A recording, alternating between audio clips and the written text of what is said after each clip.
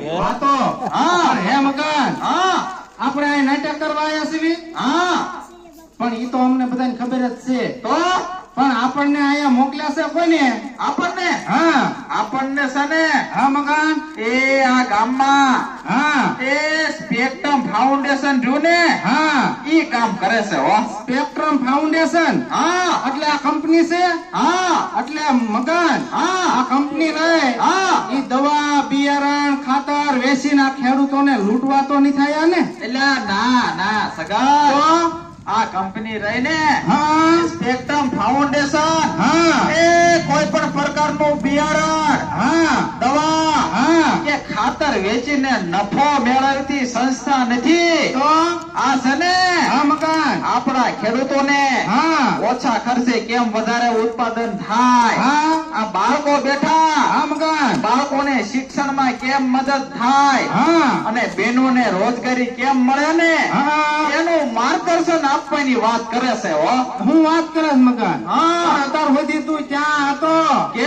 એ મકાન આ અમારા ખેડૂત ભાઈઓ રહ્યા ને હા. ઈ રાત દી મહેનત કરે હા. કાળી મજૂરી કરે હા. ટાઢ તડકો વરસાદ જોયા વગર હા. એ મકાન આટલી મહેનત કરવા છતાં હા છેલ્લે થાય કેવું ખબર છે કેવું ઘર જાય ને ઓસરી વધે એવું થાય છે હા મકાન પણ એનું કારણ હું તને ખબર હું કે આપણા ખેડૂતો રહ્યા ને હા એ રાત દિવસ તો મહેનત કરે છે હા મકાન નથી તડકો ટાઢ કે વરસાદ જોતા હા બરાબર ને હા. અને આયોજન વગરની હા મકાન અને આડે ધડ ખેતી કરે ને હા એટલે એવું થાય છે તે હે મકાન હા ઈ આયોજન વાળી ખેતી અમારે કેવી રીતના કરવી જો સાંભળ હા આયોજન વાળી ખેતી એટલે આપણે એક સરસ મજાની ડાયરી રાખવાની ડાયરી એ ડાયરીમાં લખવાનું હા કે આપણે દવામાં કેટલા વપરાણા હા ખાતરમાં કેટલા વપરાણા હા મકાન બિયારણમાં કેટલા વપરાણા હા. આ બધો હિસાબ કિતાબ એક ડાયરીમાં લખવાની વાત છે એક ડાયરીમાં હા. પણ હે મકાન બોલ. ડાયરીમાં તો લખી નાખવી હા. પણ અમારે છેલ્લે વરહ પૂરું થાય હા. અને કાંઈ વધે નહીં હા. પછી ડાયરીનો હિસાબ જોઈને બળતરા કરવાની એટલે એમ નહીં તો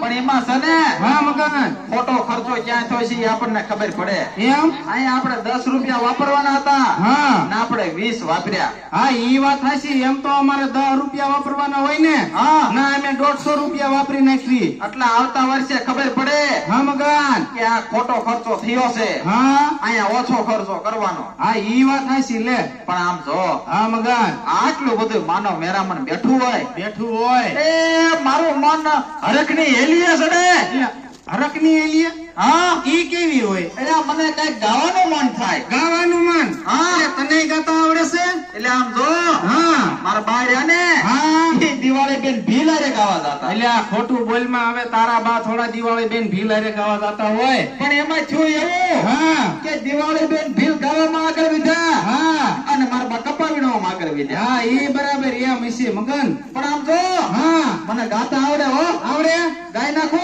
ગાય નાખ હા ભાઈ હા પેલા છે ને હા કોખારો ખાઈ નાખ હા ખાઈ નાખજો હા મકાન બરાબર ને હા